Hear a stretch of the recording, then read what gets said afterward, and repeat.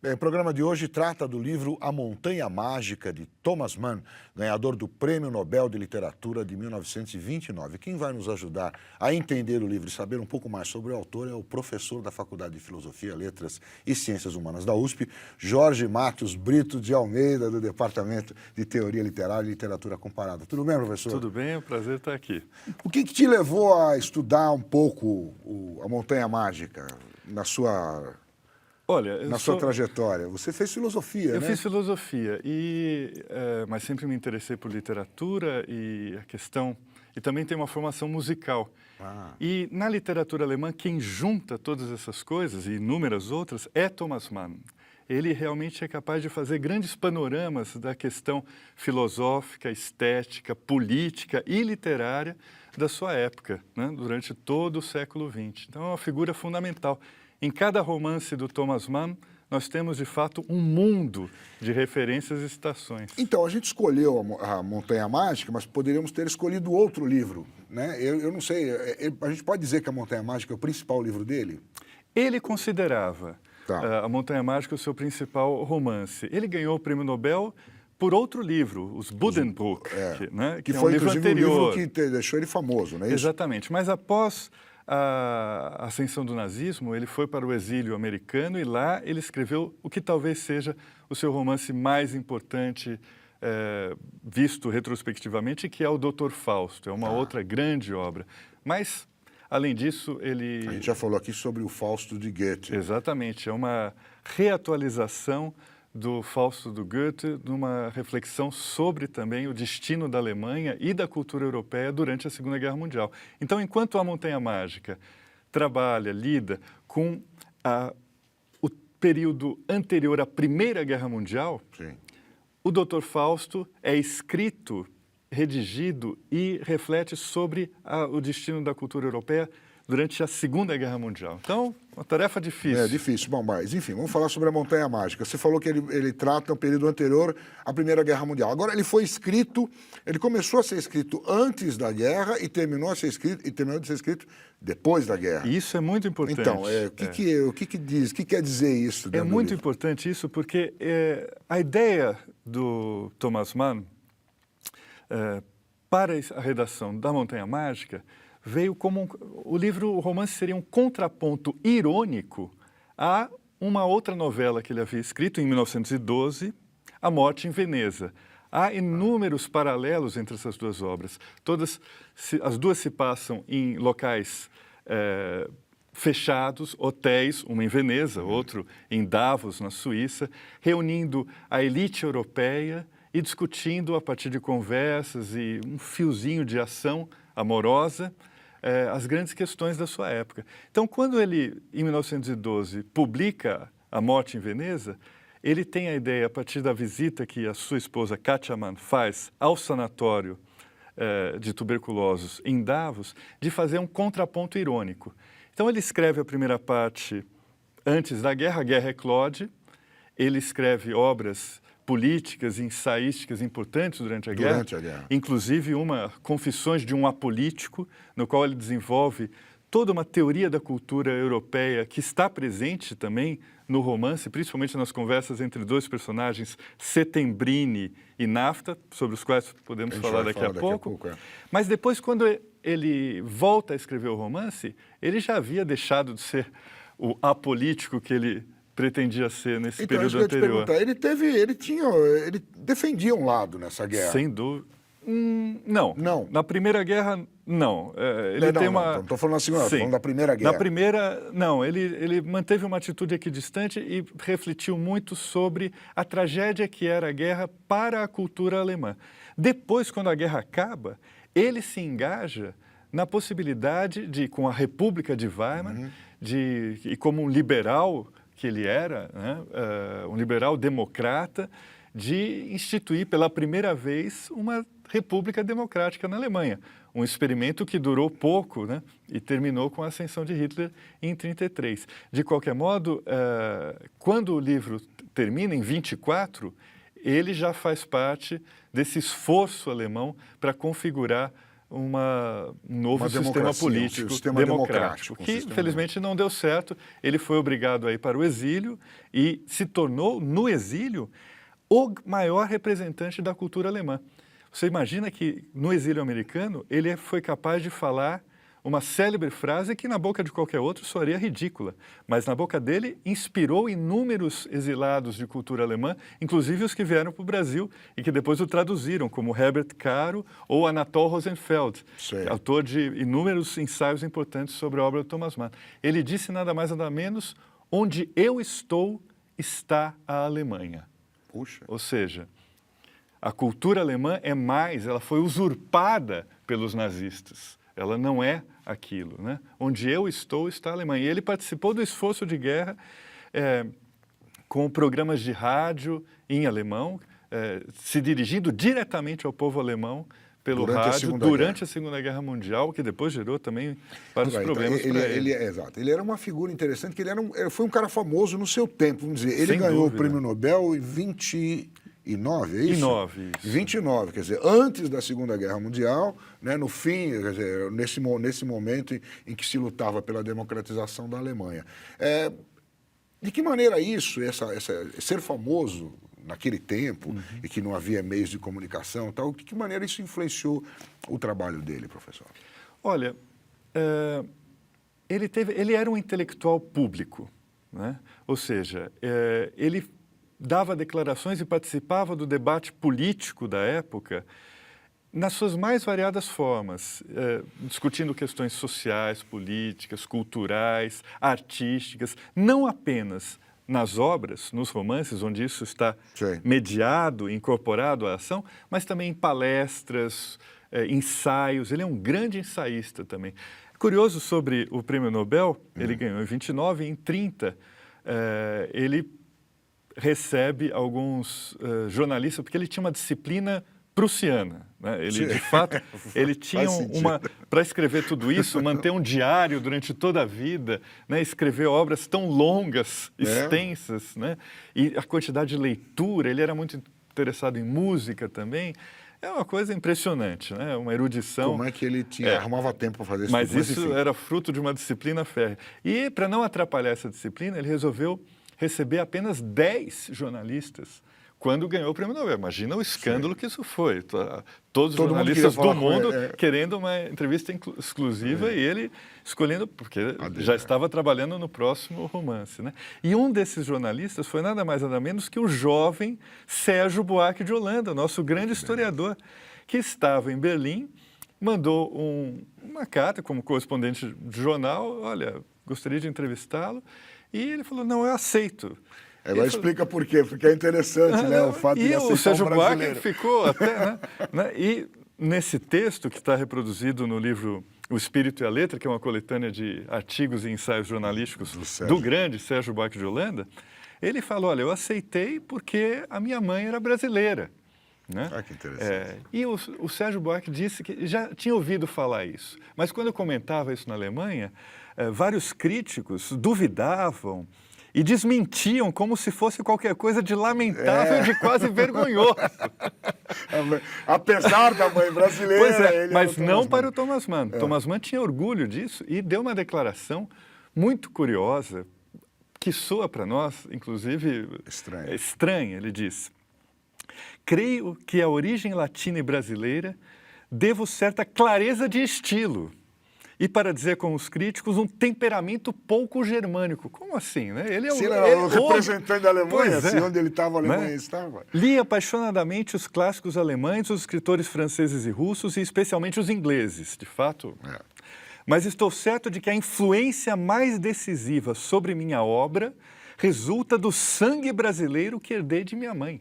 Que fantástico. Então, talvez nós tenhamos o privilégio de ter lendo influenciado alguma coisa. Não precisa ler a Montanha Mágica ou, enfim, as obras do Thomas Mann. Pois é, e não há referências explícitas ao Brasil, não há nada disso. Mas há o que ele achava, eventualmente, um modo... estilo, um jeito. Bom, mas isso é algo a ser discutido. Bom, professor, então você falou, né? Os Buddenbrook né? É o romance anterior. É o romance anterior, depois a Morte em Veneza também é muito famoso, o Doutor Fausto é muito famoso, mas a Montanha Mágica é uma coisa a ser escalada, vamos dizer assim. Sem dúvida, porque sem ela dúvida. assusta um pouco pelo tamanho, né? A gente pode até, antes de falar sobre ela um pouquinho, mostrar o tamanho do romance. Este é o volume em alemão, Thomas Mann, des Zauberberg. Der Zauberberg. Der Zauberberg. É isso aí. Então, vamos conversar um pouquinho sobre esse livro. Por que ele é tão importante? Por que ele foi, primeiro, na época, tão importante? E por que ele ainda é atual?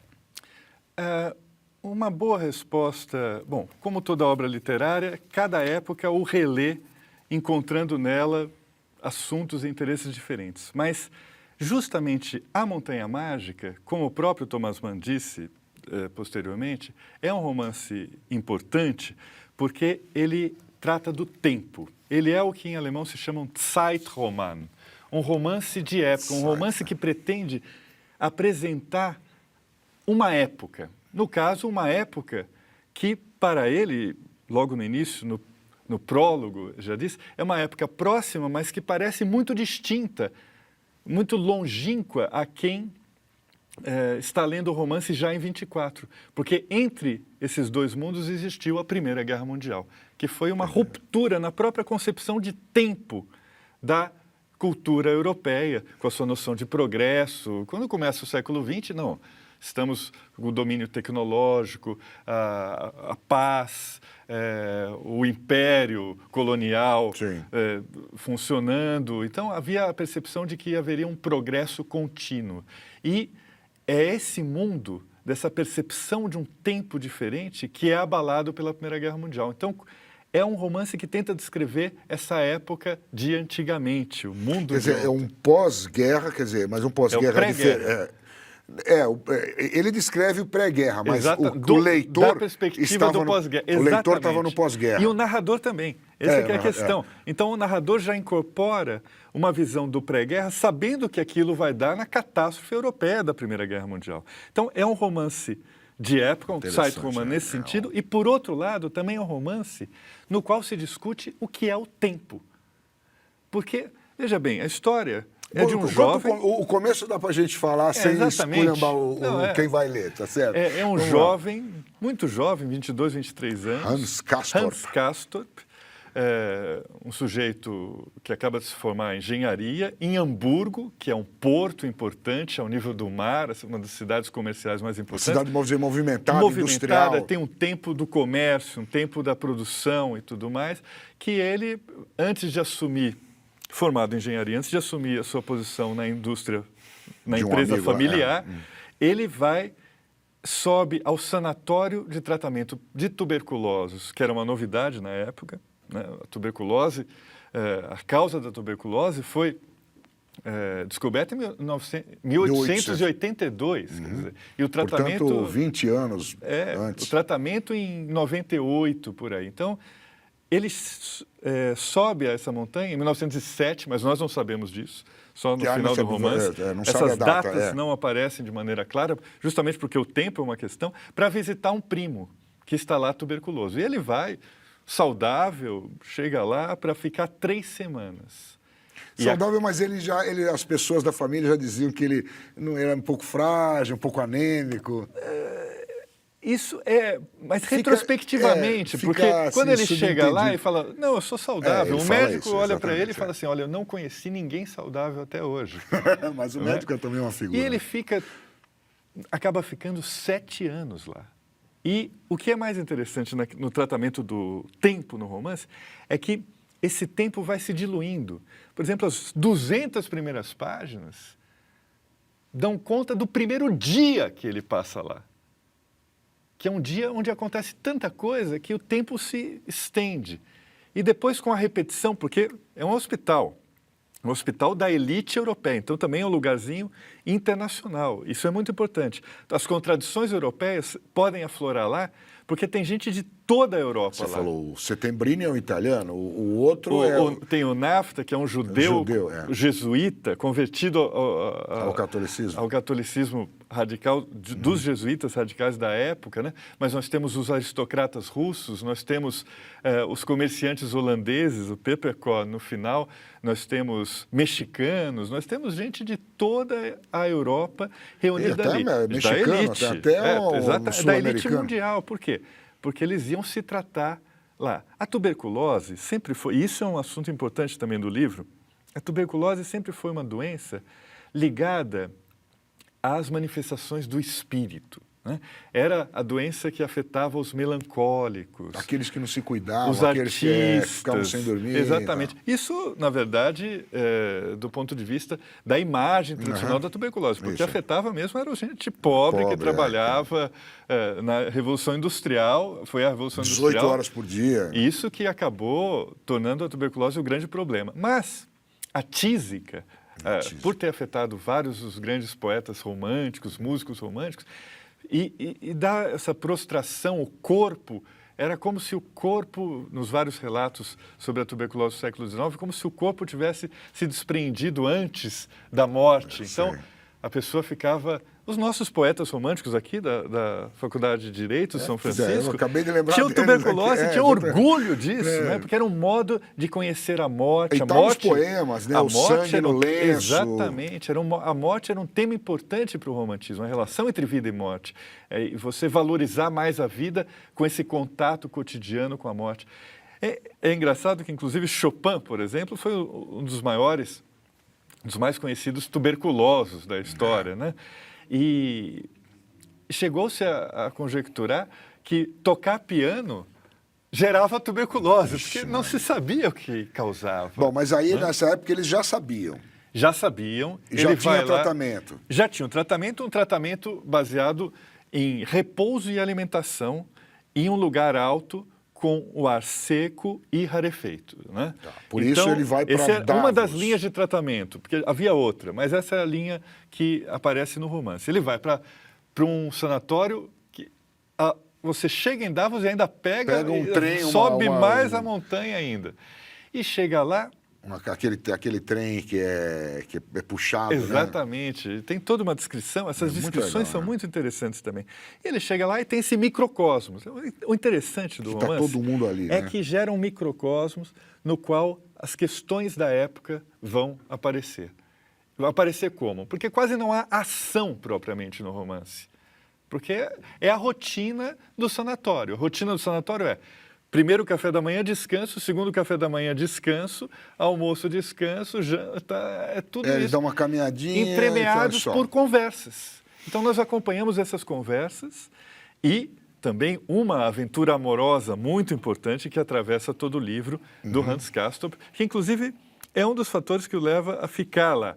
Porque quando ele chega, ele se sente plenamente saudável, ele quer ir embora, acha aquilo um tédio. Mas ele tem a vida toda pela frente quando chega. Ele acaba, como você falou, de ser contratado, né? Então ele quer levar a vida. E aí, de repente, ele começa, e isso é muito bonito no romance, há uma contraposição entre o mundo lá de cima, como ele chama, e o mundo lá de baixo. Do planície, né? E o mundo lá de cima é um mundo onde o tempo está suspenso, onde a luta pela sobrevivência está suspensa, todos lá vivem de renda. Ou seja, o tempo também faz com que eles fiquem lá, porque o dinheiro está trabalhando nos juros das fortunas individuais. Isso, é verdade, né? Ninguém precisa de dinheiro, ninguém precisa trabalhar. E ele, inclusive, que vai assumir um trabalho difícil lá embaixo, começa, mas só com a minha herança, só com os juros eu posso ficar aqui e ainda economizar. Então, qual é o sentido se eu for trabalhar, o sentido é acumular, não é? Mas se eu ficar aqui, eu não faço nada... me trato e ainda economizo, né? Então tem toda uma questão econômica interessante ali. E esse pessoal, do ponto de vista lá de cima, começa a olhar o mundo aqui embaixo, né? O nosso mundo, o mundo desse tempo frenético, o mundo do tempo é dinheiro, do tempo da concorrência, da indústria, do comércio, começa a olhar isso com outro ponto de vista. Então há uma tensão entre esses dois mundos. E a Montanha Mágica assume esse caráter mágico na medida em que reconfigura o sentido do que está para além da montanha. Ou seja, a Europa prestes a entrar na convulsão da Primeira Guerra Mundial. Que todos sabem que vai entrar e que no livro ainda não entrou. Todos sabem. Todos, O Hans o Castorp, leitor. não. O leitor sabe. sabe. O Settembrini, que é um personagem importante, Que é um liberal, iluminista. liberal. É um humanista, literato, iluminista, no entanto, que também não age. Ele é maçom, ele defende a razão, ele é um defensor. Ele sabe, olha, isso aqui vai dar problema, né? E o outro, Nafta, que é esse reacionário, realmente ele defende a tortura, defende a aristocracia. Ele acha, bom, mas isso também vai ser bom, isso vai acontecer porque vai ser o renascimento da Europa. Então, fantástico. Tá aí, já estão todos os motivos para ler o livro, você já colocou para gente. E a gente lê ele bem em português? A nossa tradução sim, é boa? a nossa tradução você é tem excelente. Essa mesmo aqui? Sim, ela foi reeditada pela Nova Fronteira, é a tradução do Herbert Caro, Herbert Caro. Herbert Caro é um grande tradutor, traduziu outras obras do Thomas Mann também, e do Hermann Broch, dos grandes escritores alemães exilados, né, para o português. É uma tradução excepcional e quem quiser aprofundar pode ler também os ensaios do Thomas Mann, do próprio Anatol Thomas Mann, Rosenfeld. e os ensaios do Anatol sobre o Thomas Mann e os ensaios do Thomas Mann selecionados pelo Anatol Rosenfeld. Legal. Então isso dá para se aprofundar na Montanha Mágica. Sem e quem dúvida. quiser, vou roubar aqui, o Espírito e a Letra do Sérgio Buarque de Holanda tem a entrevista que ele fez com o Thomas Mann, é que isso? é muito interessante também. Muito bem, professor. Então, quer dizer, você acha que hoje, a gente lê a Montanha Mágica hoje, essa questão do tempo, da necessidade da produção, da necessidade de acumulação de dinheiro, também faz sentido? Hoje eu acho que o grande interesse é a redefinição do tempo. Nós estamos num mundo em que o tempo também está numa modificação Hoje a gente mede completa. em segundos. Como diz um personagem aqui, lá era medido em meses, né? Em meses, em anos, e esse tempo vai sumindo da perspectiva. Mas o mais interessante é que ele expõe uma sociedade em crise que não percebe que está em crise, que não percebe que está à beira da catástrofe e que age como se aquilo fosse tranquilo, né? Então, essa percepção de várias perspectivas diferentes sobre o sentido dessa crise é algo que o Thomas Mann faz maravilhosamente bem. Ele colocando vários personagens sob perspectivas diferentes, sem tomar partido de nenhum deles. Ele consegue fazer isso. Consegue. E coloca esses personagens para dialogar, para brigar, para se amar. E nesse grande caleidoscópio de imagens conflitantes, nós temos uma percepção do sentido da crise. Então, também uma oportunidade de pensarmos sobre o nosso tempo, sobre as modificações da nossa própria época, que... É um livro para quem, não é só para quem gosta de filosofia, mas ele te faz pensar filosoficamente no sentido da vida, no sentido das coisas, né? Sem dúvida, porque tem uma discussão sobre o que é o tempo. O tempo, a vida ocorre no tempo, né? A vida, a morte, o indivíduo e a sociedade. O que eu faço com o tempo, o que me resta? A arte, a cultura. A doença, a saúde. E a percepção do tempo, né? Qual é a nossa percepção do tempo num mundo isolado na montanha ou aqui em São Paulo na confusão diária, né? E como essa concepção de tempo, em vez de nos afetar de uma maneira externa, cria a nossa própria subjetividade, né? Então, e não é nem para dizer assim, que a gente pode ter uma noção quando a gente vai para o campo. Não, no campo, aqui no Brasil, a gente ainda tem a coisa da produção, sim, de plantar alguma coisa, de ter uma atividade produtiva. Porque tem o tempo da planta. Aqui na Montanha Mágica não tem esse tempo de nada. É o tempo... Não, porque é o tempo... parado. E é um tempo à espera da morte. Eles estão lá, mas a taxa de cura é mínima. Poucos se curam.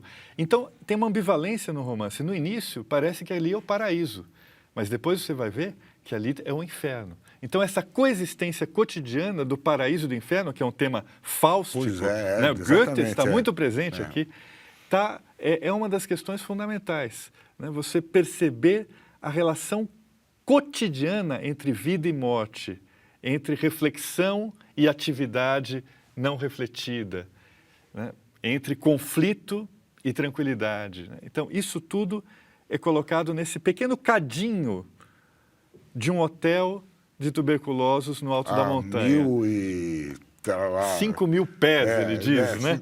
No qual estão em ação os elementos químicos que vão explodir no final do livro, na Primeira Guerra Mundial, que dá um sentido para a vida de todos os personagens, mas um sentido que, infelizmente, é a morte.